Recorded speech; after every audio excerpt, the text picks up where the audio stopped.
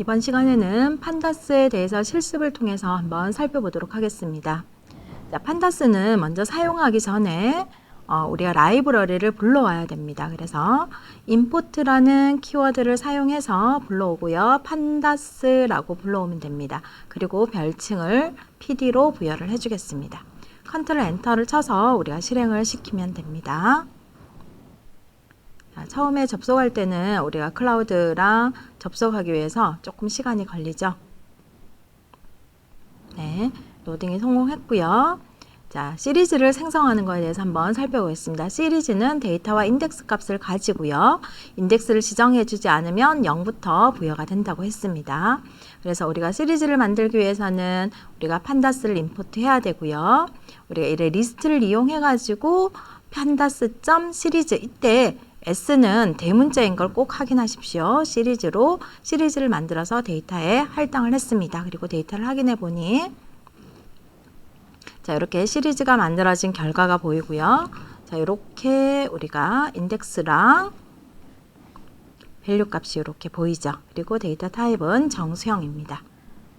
자, 다음은 이렇게 만들어진 시리즈의 자료형을 한번 살펴보도록 하겠습니다. 프린트 타입으로 확인해 보면 되겠죠. 타입 데이터라고 한번 확인해 보면은 얘는 시리즈이다 라고 뜨죠. 자, 시리즈의 값을 한번 출력해 보고 싶다. 그럼 프린트 해라. data.values라고 해주면은 안에 있는 값을 확인할 수 있습니다. 그래서 값은 1, 2, 3, 4라는 값이다. 그리고 우리가 중간에 콤마가 없으니까 얘는 numpy의 array라는 자료형이라는 걸 우리가 확인할 수 있죠. 그래도 한번 확인해 보도록 하겠습니다. 프린트 타입으로 한번 확인해 볼게요. 타입해라. data.value의 데이터 타입을 확인해 줘 라고 했더니 자, 얘는 numpy의 md 다차원 배열이다 라고 나타납니다. 자, 다음은 시리즈 데이터의 데이터 타입을 내가 지정을 해주고 싶어요. 우리가 데이터 타입을 지정하지 않았더니 안에 있는 리스트 자료형을 자동으로 인식해서 정수형으로 지정을 했습니다. 자, 근데 내가 실수형으로 지정하고 싶다 하면은 D 타입이라고 적고 뒤쪽에다가 작은 따옴표 안에 큰 따옴표 해도 됩니다. 플로트라고 합니다. 그리고 나서 실행을 시켰더니 자, 이렇게 소수점이 붙은 자료형으로 바뀌었고요. 데이터 타입을 봤더니 플로트 64다 라고 나왔습니다. 자, 그 다음에 우리가 시리즈를 만들면은 이렇게 자동으로 인덱스가 0부터 우리가 인덱스를 지정해 주지 않으면 0부터 이렇게 부여가 된다고 했습니다. 그래서 내가 직접 인덱스를 부여하고 싶어요. 그러면은 여기에다 만들 때 시리즈를 만들 때 콤마 인덱스 리스트 안에 A, B, C, D라고 인덱스를 지정해 주고요. 자, 그리고 나서 한번 확인 먼저 한번 해보겠습니다. 프린트 시리즈 자, 확인을 했더니 아까 0, 1, 2, 3, 4로 이렇게 부여됐던 인덱스가 A, B, C, D로 바뀐 것을 확인할 수 있습니다. 자, 그러면 인덱스를 이용해 가지고 A번째 인덱스에 접근해 갖고 그 값을 5로 바꾸라 했어요. 그러면 우리가 시리즈 변수명을 적고요. 인덱스로 A를 적은 다음에 그 값을 5로 변경을 합니다. 그리고 나서 한번 찍어 보겠습니다. 프린트 시리즈라고 했더니 자, 그 전에 이렇게 1이었던 값이 자, 이렇게 5로 변경된 것을 확인할 수 있습니다. 그래서 시리즈 안에 있는 값을 접근할 때는 인덱스를 이용해서 접근을 하면 됩니다. 자, 다음은 우리가 딕셔너리를 이용해서 시리즈를 한번 생성해 보겠습니다.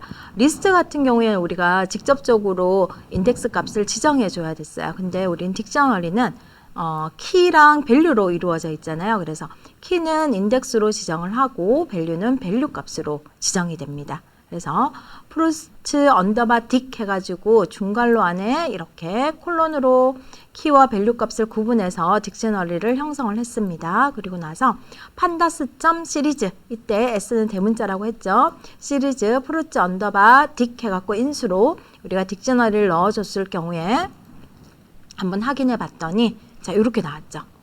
자, 키로 사용됐던 값이 인덱스로 사용이 되고 밸류 값은 밸류로 지정된 것을 확인할 수 있습니다. 자, 그렇다면 이 시리즈의 인덱스 값을 확인해 보고 싶어요. 그러면 어떻게 하냐면 프린트. 자, 시리즈의 이름이 플로츠죠. 그죠? 플로츠.index라고 해줍니다. 자, 그랬더니 인덱스 값으로는 사갑의 수박이다 라고 나오고요. 자, 밸류 값을 한번 확인해 보도록 하겠습니다. 밸류 값 프린트 해라. float.values. 자, 이렇게 하면은 우리가 이렇게 안에 들어있는 우리가 밸류 값을 확인할 수 있습니다. 자, 시리즈도 기본 정보 값을 가지고 있는데요. 속성 값으로 safe는 모양이고요. md는 차원이고 사이즈는 원소의 개수입니다. 그래서 float safe라고 하면 얘는 1차원이기 때문에 3,3개의 요소를 가지고 있다. mdim 하면은 차원으로 1차원이다. 사이즈는 3개의 원소의 개수니까 3이라고 나오죠. 자, 시리즈 원소에 접근하는 방법에 대해서 한번 살펴보겠습니다. 접근하는 방법은 LOC랑 ILOC가 있는데요. LOC는 인덱스 값, 영시적인 인덱스 값을 기반으로 접근하는 거고요. ILOC는 정수 인덱스를 기반으로 접근하는 방식입니다. 그래서 우리가 사가에 접근하기 위해서는 float.loc에서 사가라고 하면 사가의 값으로 접근을 할 수 있고요. 사가는 지금 현재 0번째 인덱스의 값이죠. 그죠? 숫자로 봤을 때. 그래서 우리가 이렇게 float ILOC에서 0번째 인덱스에 있는 값을 갖고 하라 해도 역시 이렇게 3000이라는 값을 가져옵니다. 자, 시리즈는 살펴봤고요. 다음 자료형은 데이터 프레임입니다. 데이터 프레임은 우리가 엑셀의 표처럼 이렇게 형성이 되어 있는 것을 이렇게 반번호 이름 이런 표 형태로 격자 형태로 데이터가 저장되어 있는 것을 우리가 데이터 프레임이라고 합니다. 그래서 이렇게 0번, 1번, 2번, 3번 이걸 행링 인덱스라 하고요. 밤, 번호, 이름 이런 것을 우리가 열 인덱스라고 합니다. 자, 리스트를 이용해서 데이터 프레임을 한번 만들어 보도록 하겠습니다. 자, 2차원 리스트죠. 2차원 리스트는 우리가 이렇게 생겼죠. 지금 3행 3열이니까 이렇게 생겼습니다. 이렇게 1, 2, 3, 4, 5, 6, 7, 8, 9 이렇게 생겼죠. 그죠? 이렇게 생긴 것을 데이터 프레임으로 만들어라. 이때 데이터 프레임은 D가 대문자고 F가 대문자입니다. 데이터 프레임에서 DF에 할당을 했고요. DF를 찍어봤더니 이런 형태로 나왔어요. 요 안에 있는 거는 요 모양이랑 똑같지만 바깥에 우리가 이렇게 뭔가가 이렇게 붙어 있죠. 자, 이게 뭐냐 하면은 얘는 행 인덱스고요. 얘는 열 인덱스입니다. 그래서 우리가 인덱스를 지정해 주지 않으면 행과 열 모두 인덱스를 0부터 부여를 합니다. 자, 이렇게 데이터 프레임을 만들어 봤고요. 자, 이번에는 2차원 리스트를 이용해서 데이터 프레임을 만드는데 인덱스와 컬럼을 한번 지정해 보도록 하겠습니다. 자, 그래서 판다스.데이터 프레임으로 데이터 프레임을 만드는데 인덱스로는 ABC를 주고 소문자 ABC를 주고 컬럼으로는 대문자 ABC를 부여하여라 하고 생성을 해서 확인을 해봤더니 이런 형태로 지금 나오게 되죠. 그래서 소문자 ABC는 행 인덱스고요. 그래서 소문자 A는 이 전체 행을 나타내는 거죠. 여기 A행이고요. 여기 B행이고 여기 C행입니다. 자, 그럼 대문자 A 열이죠. 이게 A열. 아이고. 이것이 A열. 얘가 B열. 얘가 C열이 됩니다. 자, 행열 헷갈리지 않죠. 그죠? 자, 그럼 요 5는요. B행의 B열이 되고요. 6은요. B행의 C열이 됩니다. 자, 이렇게 구분하시면 됩니다. 자, 다음과 같은 요런 데이터 프레임을 만들고 싶어요. 데이터 프레임. 자, 이렇게 나라 이름을 인덱스로, 행 인덱스로 하고요. population과 GDP를 우리가 열 이름으로 해서 데이터 프레임을 한번 만들어 보도록 하겠습니다. 먼저 population에 해당하는 이 값을 이 값을 우리가 딕셔너리로 먼저 만들어 보도록 하겠습니다. 자, 딕셔너리를 만들 때는요, 중괄호로 이렇게 만들어주면 되죠. 그죠? 그래서 키로는 코리아, 콜론, 숫자가 5180. 자, 이거 다 적기 힘드니까 이거 복사해 오겠습니다. 밑에 거. 자, 이렇게 코리아 콜론 5180, 재팬 12718, 차이나 141,500, USA 32,676 이렇게 우리가 딕셔너리를 만들고요. 한번 확인해 보도록 하겠습니다. 팜프레이션 언더바 딕. 자, 했더니 이렇게 딕셔너리가 형성이 되었고요. 자, 그 다음에는 GDP를 한번 만들어 보겠습니다. 그리고 여기 이렇게 만든 얘를 시리즈로 한번 만들어 볼게요. 시리즈는 판다스.점 시리즈죠. 그죠? 시리즈 해서 우리가 파플레이션이라고 한번 해보겠습니다. 자, 하고 확인해 볼게요. 파플레이션. 오타가 났나 봐요. 자, 여기서 확인을 해 보겠습니다. 자, 했더니 우리가 딕셔너리를 이용해서 시리즈를 만들었더니 키에 해당하는 값이 이렇게 인덱스로 설정이 돼서 시리즈가 형성이 됐습니다. 자, 다음은 우리가 GDP도 한번 딕셔너리로 생성해 보도록 하겠습니다. 역시 키와 밸류 값을 줘야 되기 때문에 위와 똑같이 나라 이름을 키로 하고요. GDP 값을 밸류로 해서 GDP 언더바 딕이라는 딕셔너리를 만들었습니다. 그러면 GDP 언더바 딕 했더니 이렇게 딕셔너리가 형성된 걸 확인할 수 있고요. 이를 이용해서 우리가 딕션을 이용해서 시리즈를 한번 만들어 보겠습니다. 판다스.점 시리즈 GDP 언더바 딕. 그리고 GDP를 한번 찍어 볼게요. 했더니 역시 우리가 키 값으로 사용했던 것이 인덱스입니다. 그러면 이 두 개를 파플레이션 시리즈랑 GDP 시리즈를 우리가 합쳐서 데이터 프레임을 한번 만들어 보도록 하겠습니다. 자, 그러면 pandas.pd.data 프레임 해서 데이터 프레임 중괄호로 열의 이름을 정해줘야 되겠죠, 그죠? 파플레이션이라고 정하겠습니다. 파플레이션 맞죠? 파플레이션 열의 이름은 파플레이션이라고 하고 시리즈 이름도 파플레이션이었죠, 그죠? 시리즈 값을 넣어줍니다. 넣어주고 콤마. 자, 그 다음에 GDP 콜론 GDP라고 하겠습니다. 자, 이렇게 해서 우리가 데이터 프레임을 만들었고요. 데이터 프레임을 확인해 보면은 자, 이렇게 만들어지는 게 확인할 수 있습니다. 같은 인덱스끼리 모아서 인덱스가 되고요. 키 값이 인덱스가 되고요. 우리가 데이터 프레임을 만들어 줄 때 딕셔너리에 사용했던 키가 이렇게 열의 이름으로 자리 잡게 됩니다. 자, 만약에 이거 없이 이렇게 만들면 어떻게 될까요? 우리 한번. 자, 딕셔너리 없이 df는 pd.data 프레임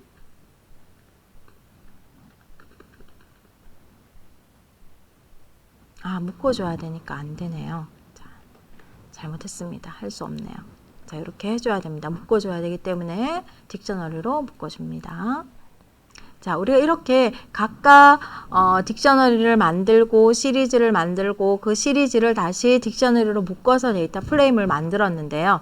이거를 이렇게도 할 수 있습니다. 자, 데이터라는 딕셔너리는 이렇게 컨트리를 키로 해서 내가 이렇게 리스트로 값을 넣어주고요. GDP도 이렇게 리스트로, 파퓰레이션도 이렇게 리스트로 넣어준 다음에 이를 이용해서 우리가 바로 데이터 프레임 만들 수 있어요. pd.data 프레임 해서 데이터라고 적어줘야 되면은 데이터 프레임 형성이 되고요. 컨트리를 한번 찍어 보도록 하겠습니다. 자, 컨트리를 찍었더니 자, 이렇게 컬럼, GDP, 파퓰레이션이 열의 이름으로 키 값이 열의 이름으로 오고요. 인덱스는 부여하지 않았기 때문에 자동으로 0부터 부여가 됩니다. 자, 이렇게 했을 때 우리가 요 컨트리 값을 인덱스로 지정을 하고 싶어요. 우리가 0번 인덱스라고 하는 것보다는 코리아 행이라고 하는 걸 조금 더 접근하기가 쉽겠죠. 그러면 인덱스로 지정하는 방법을 한번 살펴보겠습니다. 자, 인덱스로 지정하는 방법은요. 컨트리 우리가 데이터 플레임 이름이 지금 현재 컨트리입니다. 컨트리이기 때문에 컨트리 안에 있는 것을 set 언더바 인덱스를 설정해라. 뭘로 설정하냐 하면 컬럼 중에 컨트리를 우리가 인덱스로 지정하겠다. 그리고 나서 다시 컨트리를 한번 확인해 보면은 자, 이렇게 위에는 우리가 컨트리가 컬럼으로 이렇게 형성이 되어 있었던 이것을 인덱스로 바꾸어서 출력해 봤더니 이렇게 바뀐 걸 확인할 수 있습니다. 자, 데이터 플레임도 속성을 가집니다. 그래서 속성을 한번 확인해 보도록 하겠습니다. 자, 모양을 확인하기 위해서는요. 자, country.save 이라고 해주면 우리가 모양이 이렇게 4,2 하고 모양이 나오죠. 사행 2열이다. 지금 현재 사행 2열이죠. 사행 2열이다. 자, 그 다음에 사이즈는 어떻게 되냐. 컨트리, 프린터를 해야 나오겠죠. 하나만 나오니까.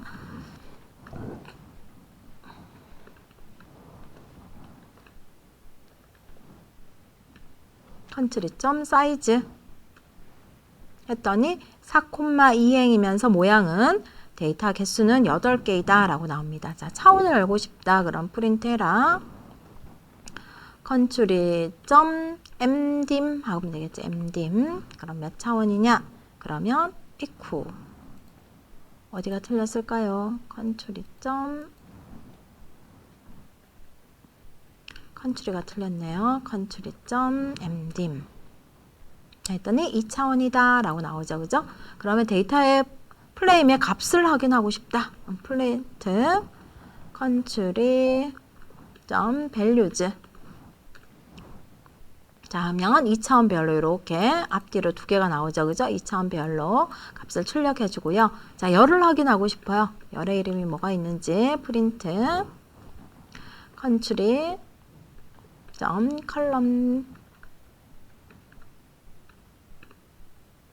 columns 했더니 자, 열의 이름은 GDP와 population이다 라고 뜹니다. 자, 그럼 얘 인덱스는 뭐가 있느냐? 프린트 country.index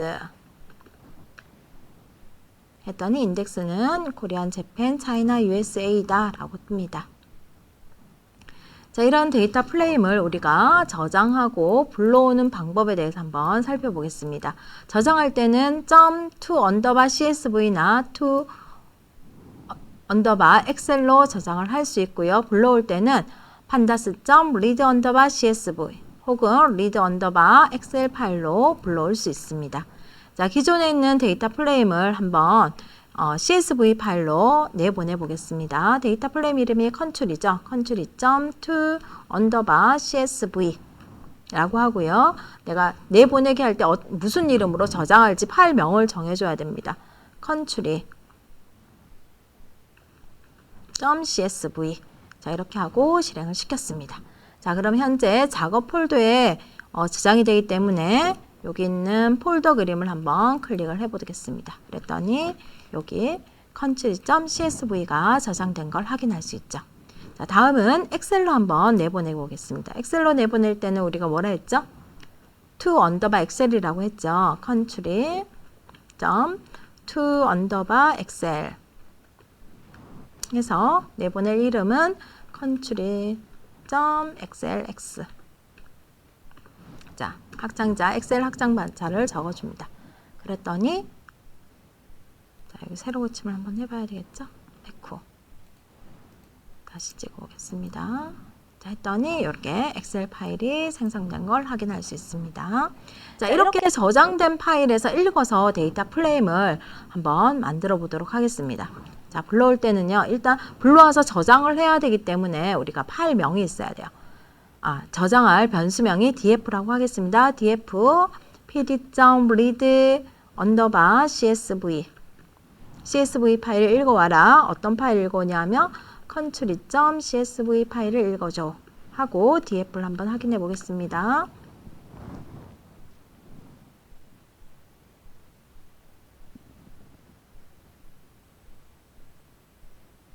읽어오는데 시간이 조금 걸리네요.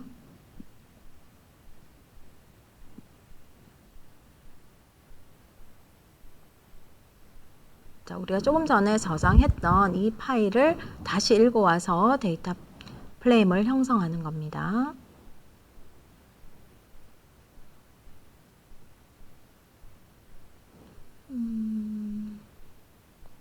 시간이 생각보다 많이 걸리네요.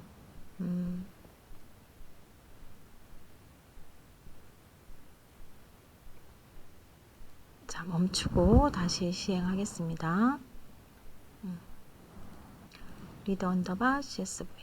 이제 나왔습니다. 자, 이렇게 읽어서 나왔는데 우리가 인덱스로 얘를 지정해 놨는데 저장할 때는 그 인덱스가 사라지기 때문에 다시 컬럼명으로 이렇게 온 게 보이시죠? 그래서 자동으로 인덱스 값이 0, 1, 2, 3이 부여된 걸 확인할 수 있습니다. 자, 다음은 엑셀 파일로 한번 읽어보도록 하겠습니다. 엑셀 파일로 읽어서 df2에다 저장해 볼게요. df2는 pandas.read 언더바 엑셀 하시고 그 다음에 country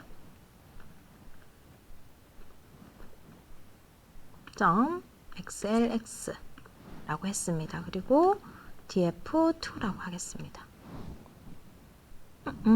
에러가 났네요. 왜 에러가 났을까요? 자, 보니까 이 파일이 없대요. 자, 우리 파일명을 보니까 country네요.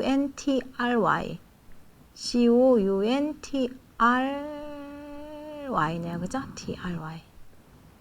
자, 이렇게 했더니 이렇게 잘 읽혀져 온 걸 보였습니다. 자, 그럼 우리 아까 실수했던 것 중에서 여기 컨트리 값을 인덱스로 지정하는 걸 한번 해볼까요? 그러면 df2에다 값을 넣어라. df2.set 언더바 인덱스 해서 컨트리 해주면 되겠죠. 자, 근데 확인을 안 해봤네요. df2 했더니 이렇게 아까 이렇게 0, 1, 2, 3, 4가 부여됐던 것이 없어지고 컨트리가 인덱스로 나오죠. 그럼 인덱스를 이해해서 내가 여기 0번째 얘를 가져오고 싶어요. 자, 그러면 우리가 명시적인 인덱스를 사용할 때는 에러C라 그랬죠. 그죠? 에러C 코리아 라고 한번 해보겠습니다. 그랬더니 코리아 값만 어떻게 해요? 이렇게 시리즈로 나온 걸 확인할 수 있죠. 자, 지금은 우리가 여기 작업 폴더에 이렇게 들어가기 때문에 여기에서 이렇게 저장되는 거는 우리가 이걸 닫아버리면 사라지는 파일입니다. 그래서 내가 다음에 쓰기 위해서는 나의 구글 드라이브에다가 실제로 나의 구글 드라이브에다가 여기다가 저장을 해야 되겠죠. 그죠? 자, 이렇게 저장하는 방법, 저장을 하려면 우리가 지금 원격제에 있는 컴퓨터에 접속을 해가지고 구글에 있는 컴퓨터에 접속을 해서 우리가 빌려서 자원을 쓰고 있습니다. 근데 내 드라이브랑 지금 연결되어 있는 곳이랑 다 떨어져 있기 때문에 이것을 사용할 수 있도록 마운트를 시켜줘야 돼요. 연결을 시켜줘야 됩니다. 그래서 내 구글 드라이브에 얘가 접속할 수 있도록 마운트를 시켜줘야 되는데 그때 사용하는 게 뭐냐면 from google.colab import drive입니다. 자, 이게 외워서 쓰기 힘들면 이렇게 하시면 돼요. 여기 폴더 그림에서 요거 있죠. 구글 드라이브 모양. 자, 얘를 클릭을 하면은 이렇게 뜹니다. 파일을 액세스하도록 허용하시겠습니까? 하면 연결.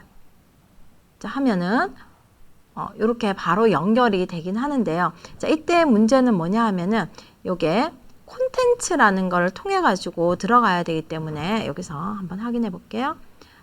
느낌표 pwd.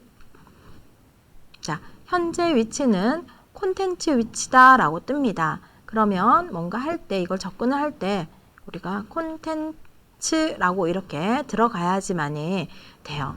자, 그럼 좀 더 길게 적어야 되거든요. 콘텐츠 밑에 G 드라이브 밑에 G는 이제 구글 드라이브거든요. 구글 드라이브 밑에 마이 드라이브, 마이 드라이브는 구글 드라이브 밑에 내 드라이브 이걸 뜻하는 겁니다. 내 드라이브 밑에 코랩 노트북. 우리가 내 드라이브 밑에 가면은 코랩 노트북이라는 폴더가 있죠. 자, 여기까지 접근해 가는 것이 우리가 이 부분입니다.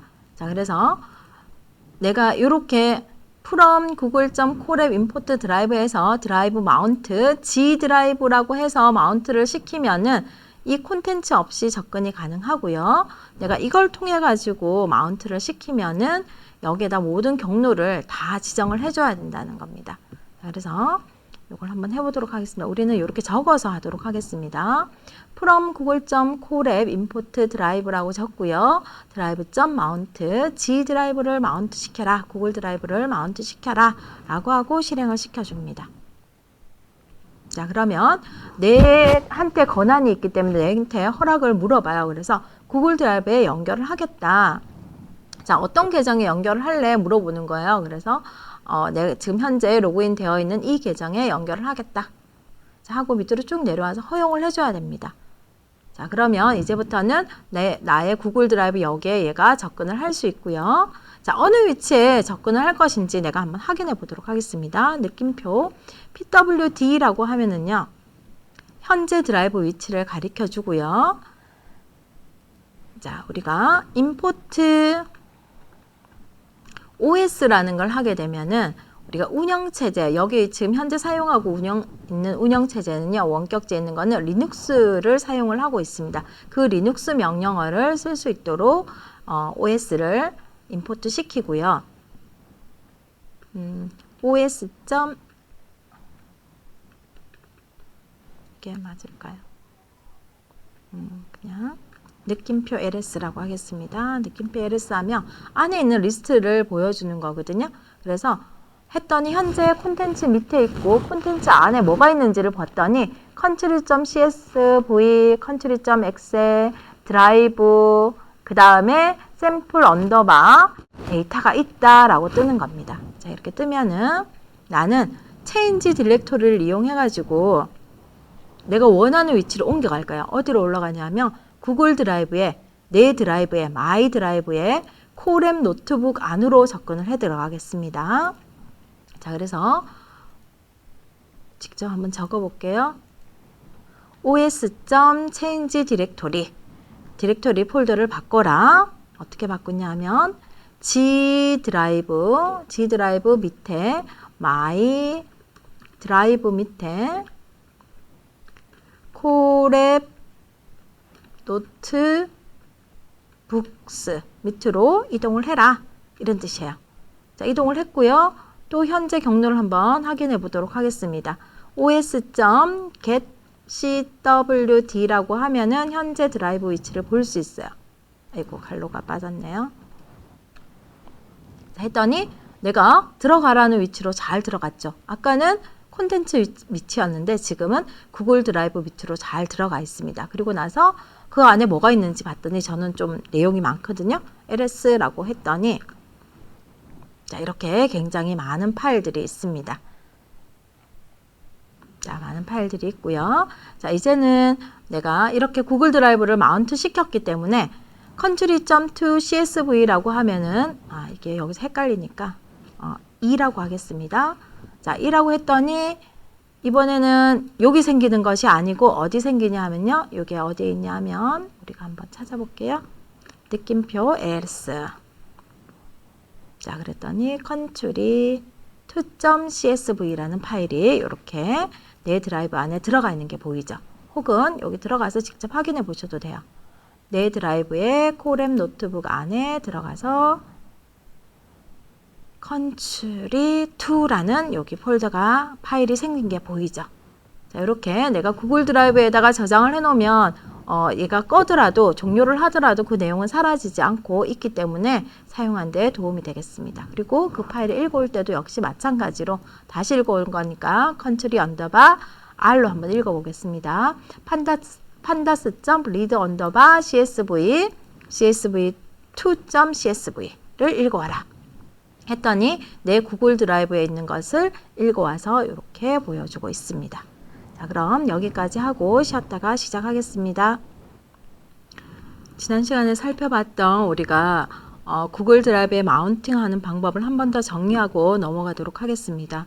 from 구글 콜앱 임포트 라이브러리를 임포트한 다음에 드라이브 마운트에서 G 드라이브를 마운트 시켜주시면 됩니다. 얘를 실행을 시키면은요. 자, 근데 이미 마운트가 된 상태로는 마운트드라고 뜨고요. 처음 하면은 어떤 계정에 연결할 것인지를 물어봅니다. 그럼 해당하는 계정을 선택하시고 허용을 해주시면 그쪽으로 연동이 되고요. 임포트 OS를 통해 갖고 내가 원하는 디렉토리로 이동을 합니다. os.change 디렉토리 해서 G 드라이브 밑에 구글 드라이브 밑에 마이 드라이브 내 드라이브 밑에 콜앱 노트북이라고 하고요. 이 안에 어떤 특정 폴더 안에 들어가고 싶으면 이렇게 폴더 안에 들어가도록 해서 사용을 하시면 됩니다. 자, 이렇게 하고 현재 들어가 있는 현재 나의 위치를 확인해 보면은 이렇게 잘 이동했다는 걸 확인할 수가 있습니다. 자, 현재 우리가 DF로 데이터 프레임이 만들어져 있고요. 컨트리로도 데이터 프레임이 만들어져 있습니다. 컨트리 데이터 프레임을 보면은 인덱스로 컨트리를 사용하고 있는 걸 확인하고요. 이어서 수업하도록 하겠습니다. 자, 데이터의 선택과 변경하기, 인덱싱하는 방법에는 두 가지 방법이 있습니다. 세 가지. 우리가 대괄호 안에 레이블을 넣게 되면은 열만 반환을 하고요. .iloc나 .iloc 같은 경우에는요, 우리가 행을 반환하는 연산입니다. 인덱싱입니다. 자, 그래서 .iloc 뒤쪽에 인덱스 안에는 명시적인 인덱스를 넣어주면 되고요. .iloc는 위치, 정수형 인덱스를 넣어주시면 됩니다. 자, 그러면 위에서 내가 이 차이나에 대한 행만 추출하고 싶어요. 그러면은 우리가 명시적인 인덱스를 사용하면 되겠죠. 그래서 컨트리 .loc 해서 차이나라고 해주면 됩니다. 자, 그러면 차이나 행만 이렇게 추출이 되는데요. 이때 추출된 데이터형은 시리즈입니다. 자, 얘를 우리가 정수형 인덱스를 사용해서 한번 해보도록 하겠습니다. country.iloc. 자, 차이나는 0, 1, 2에 있죠. 그래서 2라고 적어야지만 우리가 차이나 값을 가져올 수 있습니다. 자, 그래서 우리가 행을 추출하기 위해서 .loc랑 .iloc에 대해서 살펴보았습니다. 자, 이게 인덱싱이고요. 자, 슬라이싱을 한번 해보도록 하겠습니다. 슬라이싱을 할 때도 행을 가져올 때는 LOC를 사용을 하는데요. 우리가 명시적인 걸 사용할 때는 직접 명시적인 인덱스를 사용할 때는 시작과 끝 부분을 다 포함하게 됩니다. 그래서 country. 자, 행의 위치는 .loc. 행의 위치는 코리아에서부터 어디까지 가져오냐면 재팬까지 가져와라. 자, 이렇게 재팬도 이렇게 작은 따옴표 안에 넣어야 됩니다. 자, 우리가 슬라이싱 할 때 숫자를 사용할 때는 마지막 값은 종료 값으로 포함하지 않았지만은 지금 명시적인 인덱스를 사용할 때는 그 값까지 포함을 하게 됩니다. 자, 그래서 우리가 이렇게 코리아와 재팬 행을 반환을 했고요. 이 중에서 코리아와 재팬 중에서 이렇게 GDP만 가져오고 싶다. 자, 그럴 경우에는 콤마 GDP라고 해주면 되겠죠. 자, 했더니 GDP에 대해서 이렇게 결과가 나옵니다. 자, 그런데 지금과 같이 이렇게 요거는 시리즈 형태로 지금 나오는 거고요. 이와 같이 우리가 데이터 프레임 형태로 가져오려면은 얘도 뒤쪽도 이렇게 슬라이싱을 해주면 됩니다. 얘는 인덱싱을 했기 때문에 이렇게 시리즈 형태로 나오고요. 여기서 처음부터 우리가 GDP까지만 갖고 와라. 그러면 GDP만 가져오겠죠. 그러면 이렇게 데이터 프레임 형태로 가져와집니다. 자, 정수형 인덱스를 이용해서 첫 번째 행을 추출해라 라고 하면은 country.iloc 0이라고 하면은 첫 번째 행에 있는 데이터 우리가 country 값을 먼저 확인해 보도록 하겠습니다. 오타가 났네요. 자, 했더니 이렇게 나오고 첫 번째 행은 코리아에 대한 정보가 있습니다. 그래서 country.iloc 0이라고 하면 코리아에 대한 내용이 쭉 나옵니다. 그래서 population은 1580이고 GDP는 16,932고 네임은 코리아이다. 그리고 안에 있는 데이터는 정수 64이다 라고 이렇게 표시가 됩니다. 그렇다면 내가 차이나를 가져오려면 어떻게 해? 자, USA를 가져오려면 어떻게 해야 될까요? 자, 그러면 country.iloc 0123이라고 해야 되겠죠. 그죠? 그래서 우리가 ILOC를 쓰면은 몇 번째 있는지 정수값을 사용해야 되기 때문에 몇 번째 있는지 개수를 세워야 되는 게 불편하죠. 그래서 명시적인 인덱스를 사용합니다. 그래서 명시적인 인덱스를 사용하면은 우리가 한 번 더 살펴보면은 country.loc 해서 코리아 이렇게 바로 접근해 갈 수 있죠. 그래서 우리가 명시적인 인덱스를 사용합니다. 자, 슬라이싱으로 코리아와 재팬행, 그 다음에 파퓰레이션과 GDP 값을 추출해라. 결과는 데이터 프레임이어야 되고 조건은 정수형 인덱스를 써라 라고 했습니다. 그러면 우리가 정수형 인덱스를 써야 되니까 대상은 컨트리고 .iloc겠죠. iloc인데 자, 코리아는 첫 번째 행이에요. 그럼 첫 번째 행은 생략할 수 있죠. 재팬은 지금 현재 몇 번째냐면 01이죠. 그러면 2에서 멈춰야 된다. 그죠? 그래서 행 인덱스는 이를 포함하지 않으니까 2라고 해야 되고요. 자, population과 GDP를 다 가져와야 돼요. 그러면 처음과 끝을 다 갖고 와라 해서 처음도 생략하고 끝도 생략을 해요. 그러면은 우리가 이렇게 슬라이싱이 되고 데이터 플레임 형태로 이렇게 보여지는 걸 확인할 수 있습니다. 자, 이번에는 열을 추출하고 싶어요. 열을 추출할 때는 대괄호 안에 그냥 값을 넣어주면 됩니다. country population 이라고 해주면은 population 열만 이렇게 추출하고요. 그 결과는 역시 시리즈입니다.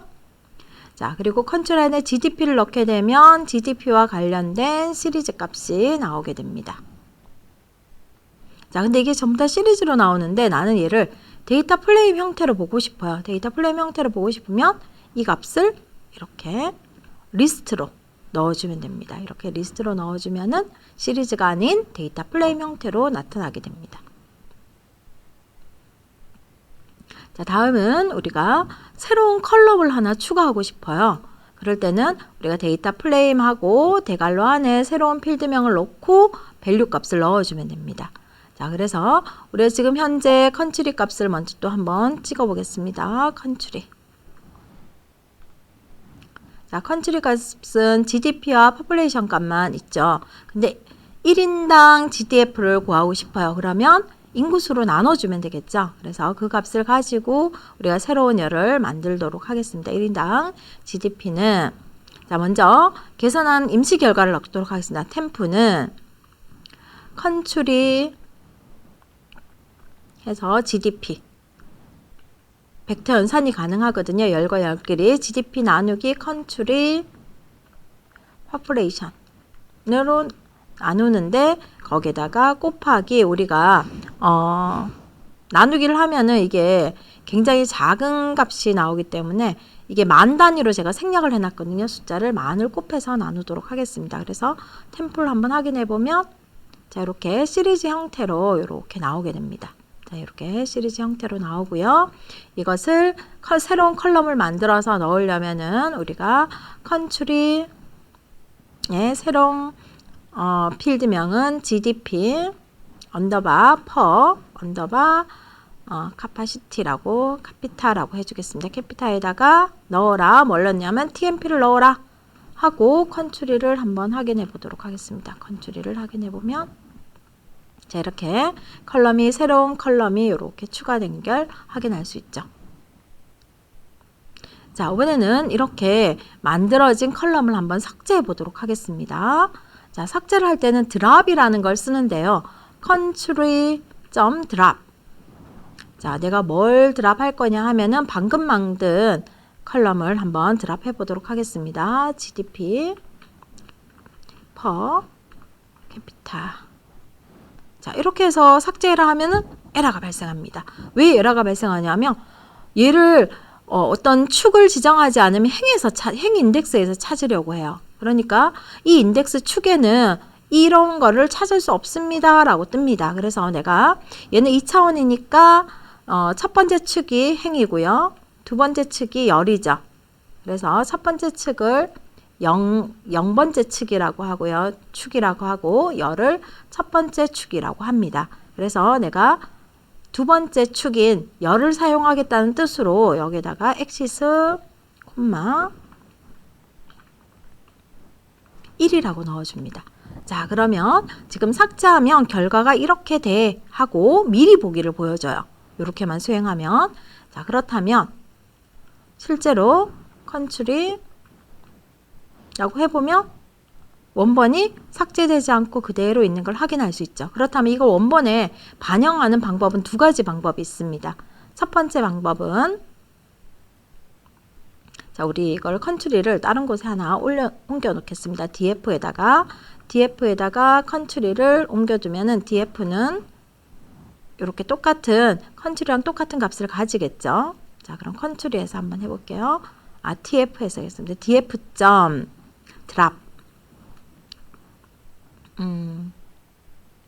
GDP 언더바 per 언더바 캐피타 라고 하고요. 자, 이렇게 하면 에러 나니까 축은 엑시스 1이라고 하겠습니다.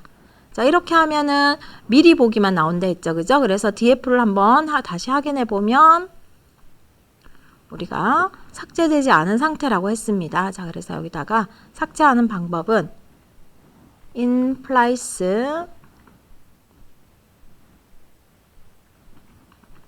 equal true. 자, in place true 하면은 원본에 얘가 반영이 되고요. 확인을 해보면은 자, 이렇게 원본이 삭제된 게 보이시죠?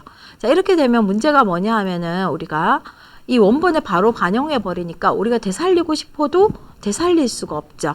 자, 그래서 이 방법은 추천해 드리지 않고요. 내가 원본을 삭제해야 된다. 그럴 때는 이 방법을 추천해 드립니다. df에다가 넣어라. 컨트리 값을 이번에는 할게요. 컨트리에다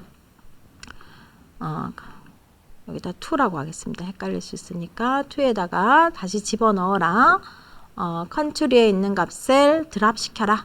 드랍 시키는데 GDP 언더바 per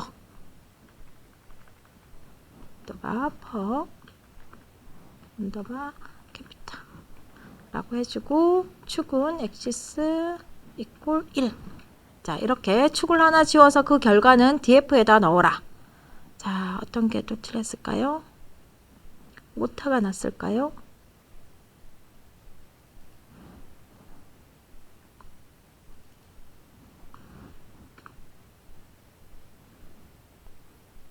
얘가 삭제됐다는데요. 다시 한번 보겠습니다. 컨트리. 삭제돼 버렸네요. 자, 그러면은 제가 아까 설명하면서 지워버렸나 봐요. GDP를 한번 지워보겠습니다. GDP를 삭제해서 그 원본은 망가뜨리지 말고 df2에다 넣으라는 뜻이거든요. 그러면 컨트리는 원본은 그대로 유지를 하고 있고요. 원본은 그대로 유지를 하고 있고 df2에는 삭제된 파일을 보관을 합니다. 그래서 얘를 되살리고 싶다 하면 여기 값을 가지고 다시 조작을 하면 되겠죠. 그래서 최초의 원본은 좀 유지해 두시는 것이 좋습니다. 자, 이렇게 삭제를 한번 살펴봤습니다. 그래서 implies true를 이용해 가지고 원본에 바로 반영하는 방법과 그 다음에 등호를 이용해서 원본은 망가뜨리지 않고 다른 곳으로 이동해서 복사본을 만들어서 사용하는 방법, 두 가지 방법에 대해 살펴봤고요. 자, 그럼 행을 삭제하는 방법도 한번 살펴보겠습니다. df2에 있는 차이나를 한번 삭제해 볼게요. 자, 그러면 df2.drop 해서 차이나라고 해주고 얘는 축을 지정해주지 않아도 자동으로 이렇게 차이나가 지워집니다. 그렇지만 원본에는 반영이 안 되었죠. 그죠? 원본에 반영하는 방법은 implies equal true라고 해주면 되겠죠. 자, 이렇게 해서 df2를 확인해 보면 이렇게 차이나가 삭제된 걸 확인할 수 있습니다. 자, 이번에는요, 우리가 열을 추가하는 방법은 위에서 살펴봤고요. 이번엔 행을 한번 추가해 보도록 하겠습니다. 자, 행을 추가하는 방법은 df.loc라는 걸 이용해 가지고 추가를 할 수 있습니다. 자, 그래서 지금 현재 컨트리의 값이 어떻게 되는지 보겠습니다. 컨트리. 자, 현재 컨트리의 값은 이렇게 들어가 있는 상태입니다. 자, 여기에서 새로운 행을 하나 추가해 보도록 하겠습니다. 그러면 인디아라는 우리가 시리즈를 하나 만들 거예요. 판다스.점 시리즈 데이터에는 이렇게 두 개, 하나는 GDP 값, 하나는 population 값을 넣고 인덱스로는 반대로 해놨네요. 그죠? 요거를 바꾸겠습니다.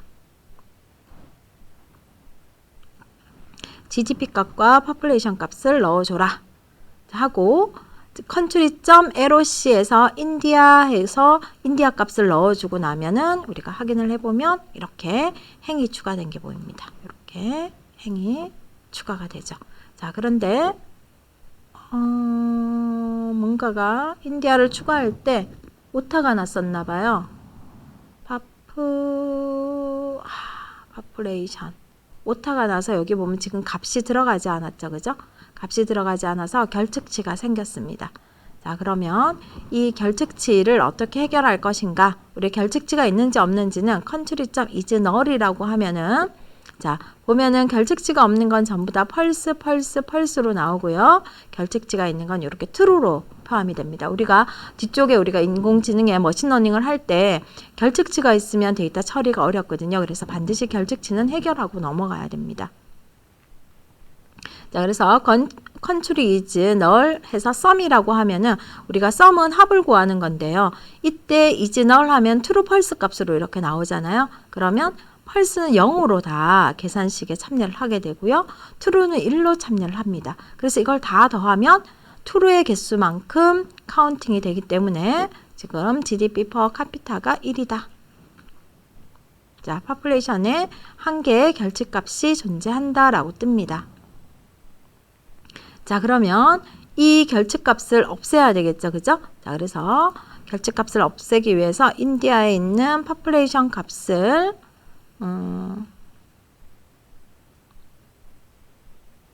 직접 넣어주도록 하겠습니다. 이런 식으로 넣도록 하겠습니다.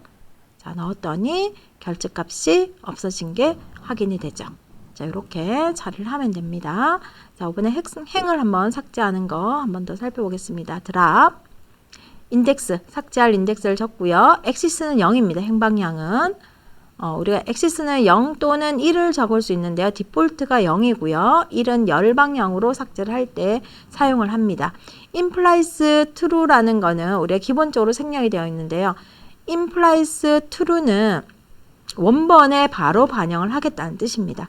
방금 추가한 인디아를 한번 삭제해 보도록 하겠습니다. country .drop 해서 인디아라고 해주면은 자, 인디아가 삭제된 걸 확인할 수 있습니다.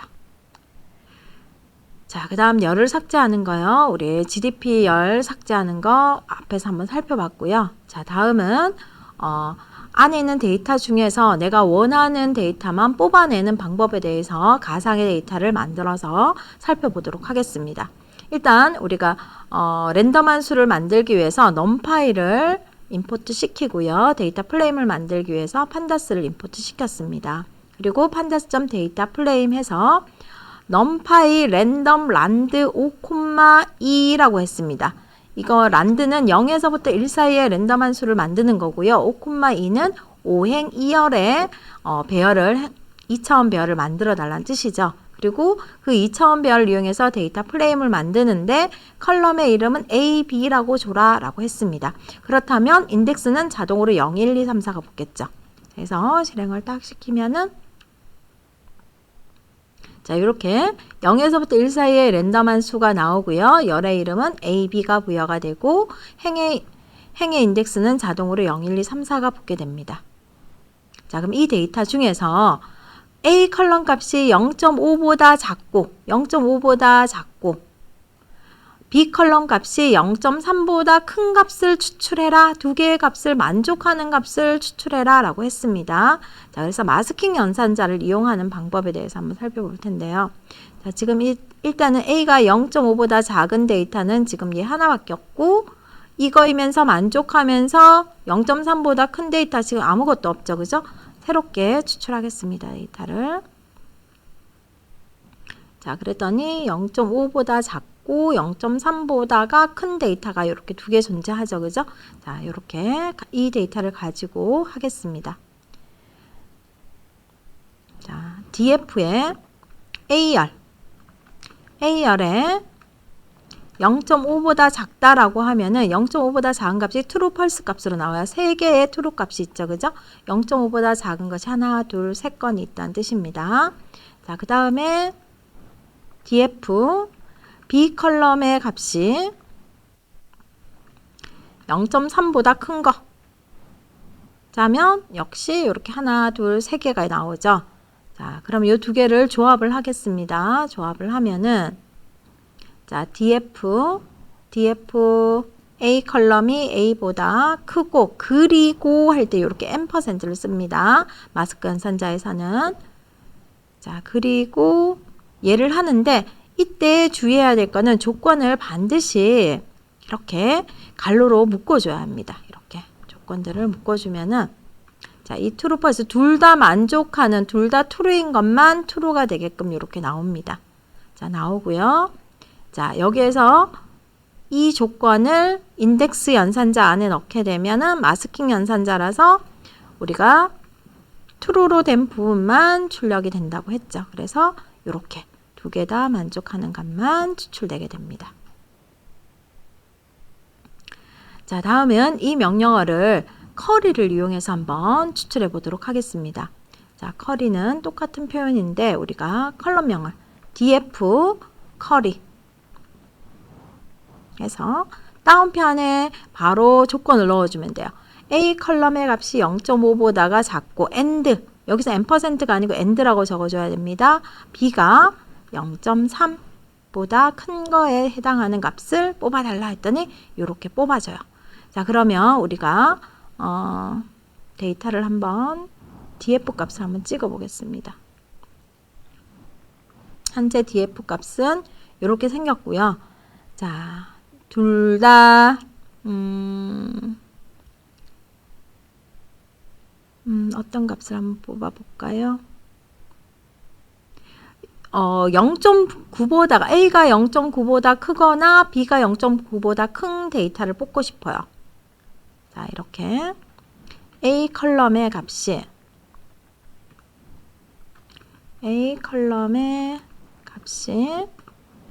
0.9보다 크거나 B 컬럼의 값이 0.9보다 큰 행 추출이라고 했습니다. 이렇게 조건을 줬습니다. 자, 이렇게 조건을 주면 조건에 해당하는 값은 지금 0.9보다 큰 게 이거고요. 이것도 0.9보다 크죠. 이 두 개 행이 나와야 되죠. 그죠? 자, 그러면 자, 일단 마스킹 연산자를 이용해 보겠습니다. 마스킹 연산자는 df 인덱스 연산자 안에 조건을 줘야 돼요. df의 A 컬럼의 값이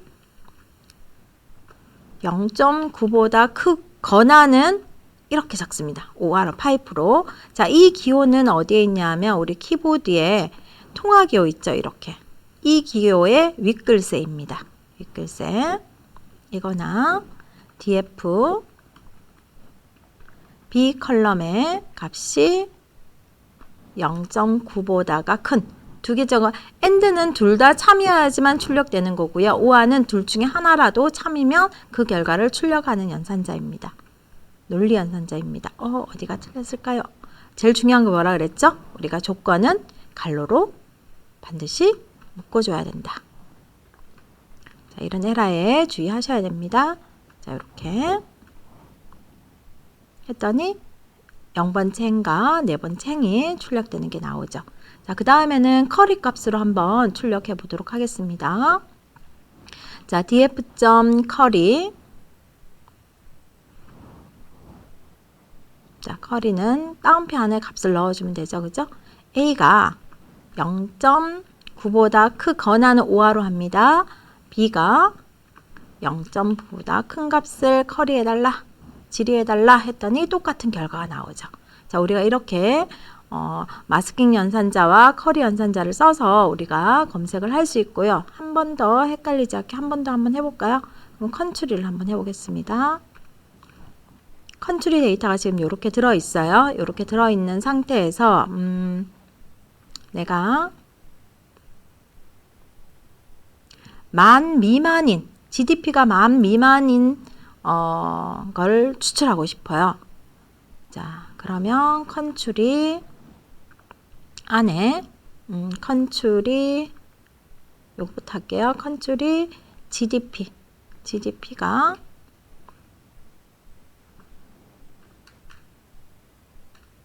10만 미만인 거. 자, 한번 뽑아 보겠습니다. 그랬더니 지금 코리아와 재팬이 10 미만이었어요. 그죠? 10 미만이 이 데이터만 뽑아내고 싶은 거예요. 그러면은 컨트리 이렇게 인덱스 안에 이렇게 넣어주면 되겠죠. 그러면 트루인 값만 이렇게 뽑아져요. 근데 나는 퍼포레이션은 보기 싫고 GDP만 보고 싶어요. 얼마인지. 그럴 때는 아마 여기에서 GDP라고 하면은 에러가 나네요. 그러면 여기서 GDP 자 하고 요렇게 요 조건의 마스킹 연산자에서 쭉 여기 데이터 프레임이 나오잖아요. 거기서 컬럼 이름을 이렇게 넣어주면은 요 자체가 아까 이거 빼고요. 이렇게 하면은 데이터 프레임이었죠. 여기에서 10만 추출해내는 거니까 요 뒤에다가 10도 인덱스 해서 이렇게 GDP라고 적어주면은 나오죠. 그래서 이렇게 나오면 요건 시리즈라는 결과로 추출이 됩니다. 자, 그래서 마스킹 연산자 우리가 데이터 프레임을 다루는 부분에 대해서 살펴보았습니다. 감사합니다.